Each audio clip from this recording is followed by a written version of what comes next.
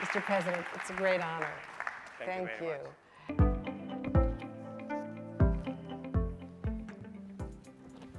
Well, thank you all.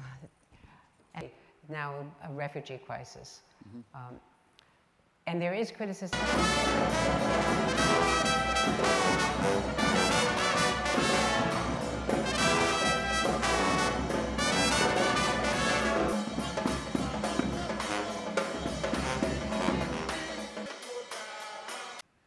It is true that we are off track on the achievement of both SDGs and also climate action.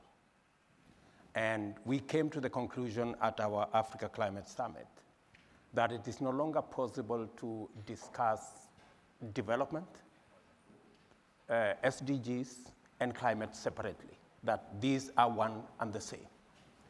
And if there is something we learned from the COVID, is that there is nobody who is safe. We can all be in trouble. We've had too much focus on the problem rather than on what possibilities there exist for us to craft innovative, creative ways of getting to the solution. We have challenges, correct, of resources, both for SDGs and for climate. But many countries, many low-income countries are constrained by debt. And because of debt distress, and we talk about debt distress, 10 countries are already over the cliff in debt distress. About another 52 are highly at risk of debt distress. We are making the proposal that if we have at all to have the chance to be on track on both climate and SDGs, we need to support these countries, extend their tenure of sovereign debt, and give them a grace period.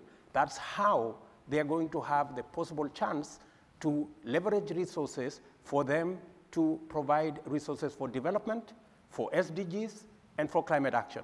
Secondly, we need to rethink the whole architecture around financing.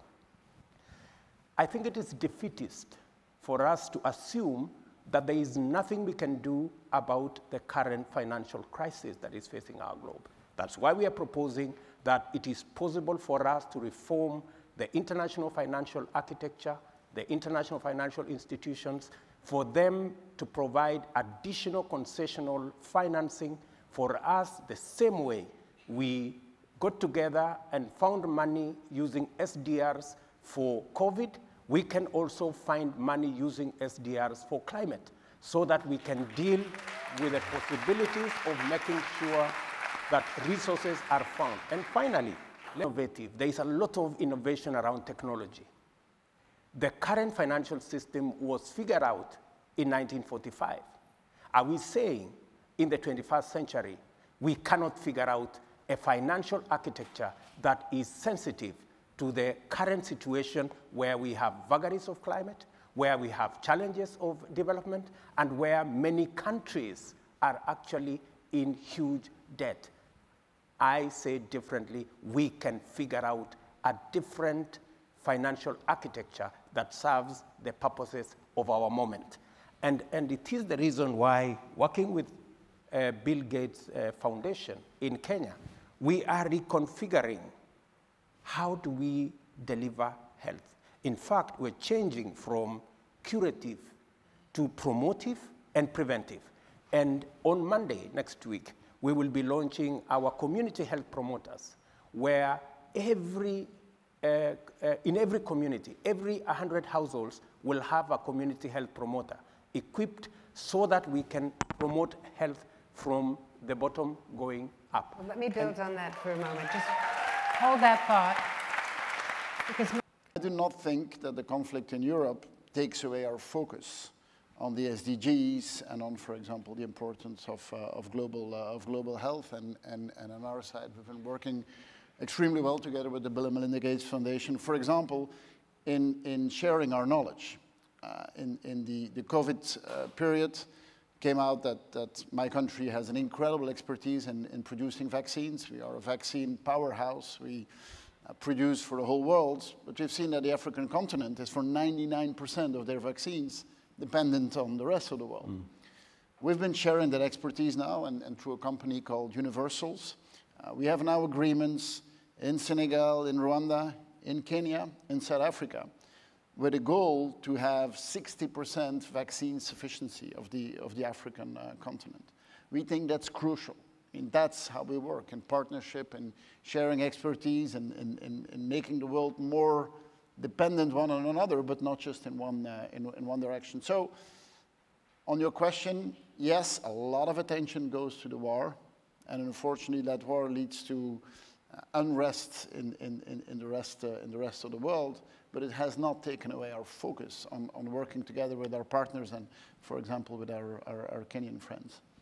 In part of those conflicts is because that certain countries see the fact that we're going in the right direction as something which is threatening, which it's making us less dependent on fossil fuel, for example. I think that's a good thing.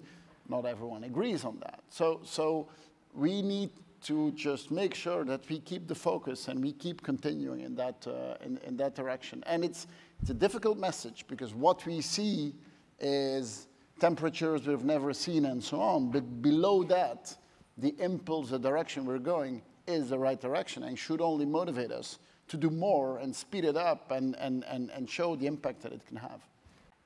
President Ruto's exactly right. We have to do more on this restructuring the debt so that countries can rebuild their health systems while they deal with climate shocks. One of the most exciting things, I've seen many exciting things across the continent of Africa, but one is just the ingenuity of people and also, young people. So if you ask a parent in Africa what their hopes and dreams are, I have never had a parent not say, my son or my daughter going to school. Never. They all are investing in their kids because they want a better life. And so even when I was in Tanzania, if I look back a decade ago, I met with a women's group where they were saving $1 a day, $2 a day. Our phone lets us do that. And what were the women investing in? They were investing in new crops and eggs. They're now, I just learned, selling them to a market that is an hour away. They're getting more income, and they're putting their kids in schools. So when we get, as he says, the global architecture right and we refinance these countries, they're going to thrive and grow. And guess what? That's good for the global economy.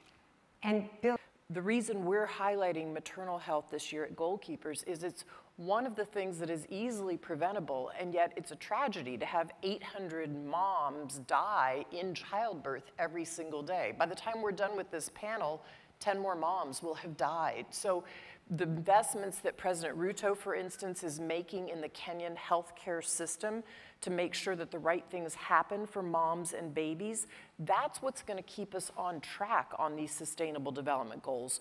The world made huge progress on these goals before COVID, but COVID ravaged the health systems. And so we have to keep investing in moms because they're center of the family, and in their health because their health leads to the well-being of the family. Bill Gates.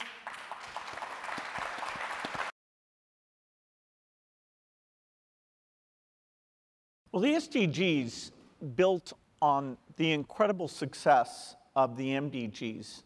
So from 2000 to 2015, no wars, no pandemics, a fairly benign financial situation. At the start of that period, Gavi is created to buy vaccines for all the world's children, Global Fund to provide treatments for TB, malaria, and HIV. And so it was incredibly successful. And so the goals for 2030, the next round, the SDGs, were set very ambitiously. And there have been these setbacks. The economic situation, we have some instability in Africa as well as the war in Ukraine. And so, we're very numeric, we're very honest about where we're off target. We see some countries continuing to make very good progress. Those are exemplars. And we always have the power of innovation. A lot of what people will be seeing today are new innovations that let us, with very little money, actually save more lives. So I remain optimistic and committed, and as the Prime Minister said, Europe remains the most generous donor for these issues. But money is short. Climate wants money, Ukraine war, so many causes. And so we really do have to recommit to the SDGs and pick the things where we get the best impact for the finite money that's available. We celebrated with President Bush just a few months ago the 20th anniversary of PEPFAR and talked about what a great program it is. Also, if you look at African countries' attitudes towards the U.S., they're very thankful for what PEPFAR has done. So the idea that that program would not continue is quite scary. We don't have a cure for HIV, so the people whose lives have been saved, if they aren't getting their medicines on an ongoing basis, then they'll have active AIDS and they won't survive. So it's a shame that at least temporarily this is caught up in sort of a does the U.S. reach out to the world and help the world and some of those controversies. I think we'll overcome that because the U.S. has a lot to be proud on this one. But we're not back in that heyday, where Gavi and Global Fund were created. Our attention should get back to these very human-driven, saving mothers' lives type work, despite our political differences. If we want COVID-19 to be the world's final pandemic, then we have to make big investments in preparedness, in new tools and teams that detect fast-spreading diseases before it's too late. I believe that someday, every leader from every country will get involved in making these investments.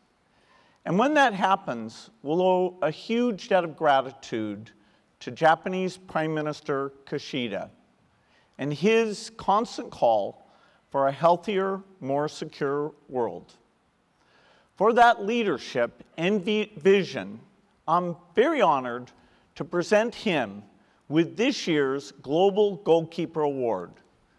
Please give a warm round of applause for Japan's Prime Minister Kishida.